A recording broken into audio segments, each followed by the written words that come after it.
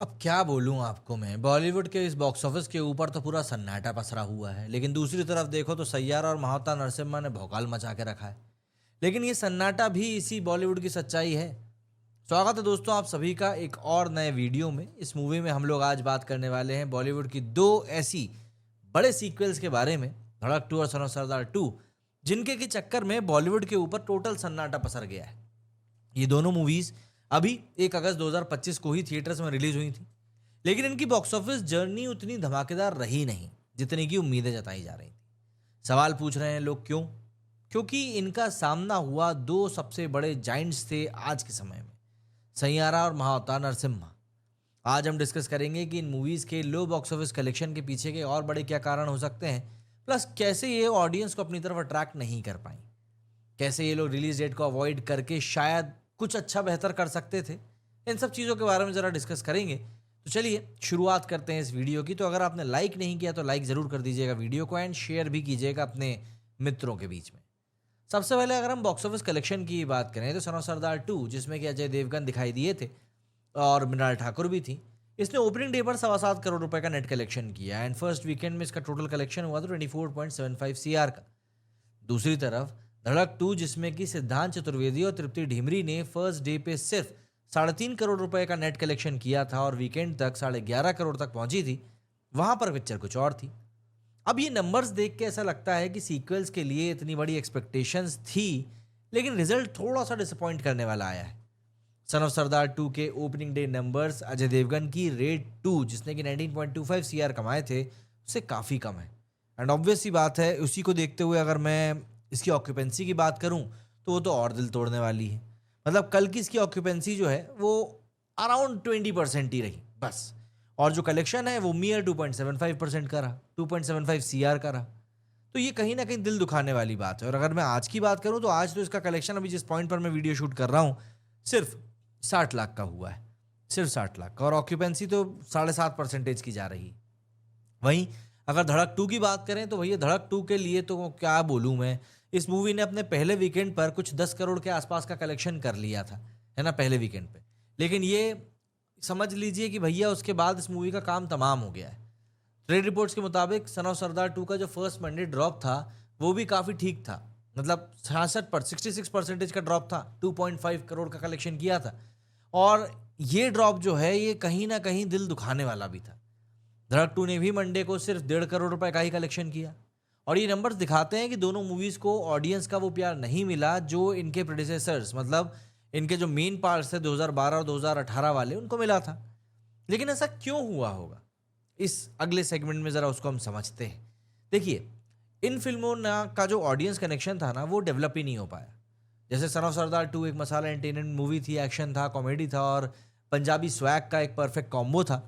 Ajay Devgan S Jassi, Mrinal Thakur, Ravi Kishan, दीपक डोबरियाल जैसे actors के साथ ये फिल्म फैमिली ऑडियंस के लिए बनी थी। सोशल मीडिया पर एक बंदे ने लिखा कि the border sequence of son of Sardaar 2 is worth your entire ticket money. Public हंस हंस के गिर जाएगी, लेकिन क्रिटिक्स ने इसकी स्टोरी को डेटेड और ओवर स्टफ्ड कहा, एंड वर्ड ऑफ माउथ भी इसका काफ़ी मिक्स्ड रहा। वहीं धड़क 2 की बात करें तो ये एक सोशली रिलेवेंट लव स्टोरी है जो कास्ट और क्लास के इशू को टैकल करती है। सिद्धांत चतुर्वेदी और तृप्ति डिमरी के परफॉर्मेंस को क्रिटिक्स ने काफ़ी तारीफ करी और सोशल मीडिया पर लिखा कि a film around social issues should have bravery in story telling and honesty in performance. लेकिन प्रॉब्लम यह है कि इसकी स्टोरी टेलिंग को कुछ लोगों ने डाइल्यूटेड कहा compare to its inspiration Tamil film जो कि परियेरुम पेरुमल है। दोनों मूवीज को अपने स्ट्रेंथ थे, अपने अपने स्ट्रेंथ थे, जैसे सन ऑफ सरदार 2 का कॉमिक टाइमिंग, धड़क 2 का इमोशनल डेप्थ। लेकिन दोनों ही फुल ऑन ऑडियंस का दिल जीतने में कहीं ना कहीं उस लेवल पे कामयाब नहीं हो पाए जिस लेवल पे एक्सपेक्टेशंस थी, क्योंकि इनका सामना हुआ सैयारा के रोमांटिक क्रेज से और महावतार नरसिम्हा के स्पिरिचुअल जादू से, जो कि ऑलरेडी थिएटर्स में छाए हुए थे। इनके अलावा ये सवाल भी उठा कि क्या धड़क 2 और सन ऑफ सरदार 2 को अपनी रिलीज डेट अवॉइड करके और बड़ा कुछ अच्छा बेहतर कर सकते थे। बिल्कुल, इन दोनों फिल्म्स ने 1 अगस्त 2025 को रिलीज किया अपने आप को, जब सैयारा अपने थर्ड वीक में थी और महावतार नरसिम्हा अपने शवाब पर थी और अनस्टॉपेबल थी, अनस्टॉपेबल। ट्रेड एनालिस्ट के अकॉर्डिंग इन फिल्म्स की स्क्रीन्स भी काफ़ी कम थे, क्योंकि सैयारा और महावतार नरसिम्हा ने इनको प्रीमियम स्लॉट्स और मल्टीप्लेक्सेस पे कब्जा करके रखा था। जैसे सन ऑफ सरदार 2 2500 से 3000 स्क्रीन पर रिलीज किया गया, लेकिन एडवांस बुकिंग हुई सिर्फ 28,000 टिकट की, और धड़क 2 के लिए 18,000 टिकट्स थे। अगर हम इसको कंपेयर करें सैयारा से, तो मतलब उसकी ऑक्यूपेंसी डे 15 को भी 20% थी, जब ये न्यू रिलीजेस से भी वो काफ़ी गुना आगे थी। अगर ये मूवीज़ जुलाई के एंड में या अगस्त के मिड में रिलीज होती, तब तो यहाँ पर और भी ज़्यादा कंपटीशन हो जाता, क्योंकि वहाँ पर अगस्त के मिड में आप देखेंगे तो वॉर 2 आ रही है, जो कि शायद इन्हें बेटर स्क्रीन्स, मतलब बिल्कुल जिल्लत वाली हालत हो जाती। सिंपल सी बात ये है। एक बंदे ने सोशल मीडिया पर लिखा कि धड़क 2 के ट्रेलर को इनिशियल बज़ मिला, लेकिन प्रमोशंस में कंसिस्टेंसी नहीं थी। सन ऑफ सरदार 2 के डिले ने भी इसकी एक मार्केटिंग को वीक कर दिया। एक क्वाइटर रिलीज विंडो इन्हें ऑडियंस का अटेंशन और फुटफॉल्स दोनों दे सकता था। पहले सन ऑफ सरदार भी 25 तारीख को रिलीज होनी थी, तब पर वो सैयारा के तूफान को देखकर एक हफ्ते लेट हुए, तब तक महावतार नरसिम्हा चढ़ गई। तो क्या किया जा सकता था इन फिल्म्स को थोड़ा बेटर परफॉर्म करवाने के लिए? सबसे पहला तो प्रमोशन स्ट्रांग होना चाहिए था। धड़क 2 के ट्रेलर और सॉन्ग्स ने शुरुआत में बज़ बनाया, लेकिन फॉलोअप प्रमोशंस वीक रहे। अगर धर्मा प्रोडक्शन ने इसके सोशल मैसेज को और एग्रेसिवली मार्केट किया होता, जैसे परियम पेरुमल के ओरिजिनल वाइब को हाईलाइट करके, तो शायद यूथ ऑडियंस ज़्यादा कनेक्ट कर पाता। दूसरा, सन ऑफ सरदार 2 के लिए म्यूजिक एक बड़ा मिस था। 2012 वाली मूवी मुझे याद है, वो पौ पौ वो जो उसका सॉन्ग था ना, वो काफ़ी अच्छा था। वो बिछड़न आज भी अच्छा है। ये गाने सुपर हिट थे और गानों का जादू असली में बोलता है, सैयारा में भी हमने देख लिया। तो अगर मेकर्स ने एक चार्ट बस्टर सॉन्ग या फिर वायरल मार्केटिंग कैंपेन पे फोकस किया होता, तो प्री रिलीज बस बन सकता था। प्लस अजय देवगन के फैंस को टारगेट करते हुए ज़्यादा रीजनल प्रमोशंस, स्पेशली पंजाब और यूपी बिहार में काम कर सकता था। दूसरा, कंटेंट का पॉलिश होना। देखिए, धड़क 2 की कहानी को थोड़ा और बोल्ड और थोड़ा और हार्ड हिटिंग बनाना चाहिए था, जैसे क्रिटिक्स ने सजेस्ट किया। वहीं सन ऑफ सरदार 2 के जोक्स को और फ्रेशर बनाया जा सकता था। मतलब इतने पुराने पुराने डाल दिए कि पूछो मत। सोशल मीडिया पर कुछ यूजर्स ने कहा कि ये पुराना फॉर्मूले पे चल रहे हैं। इन दोनों फिल्मों में पोटेंशियल था, लेकिन एग्जीक्यूशन में भारी कमी रह गई।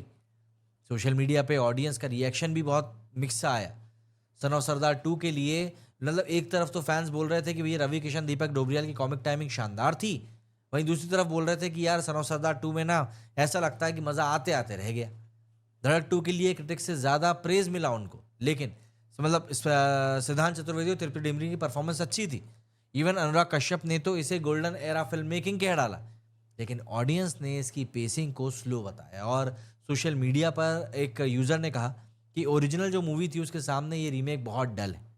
दोनों मूवीज़ के लिए वर्ड ऑफ माउथ एवरेज से भी कम रहा, जो इनके लो एक्सपेक्टेशंस, लो एक कलेक्शन के लिए एक बहुत बड़ा रीज़न निकल कर सामने आया।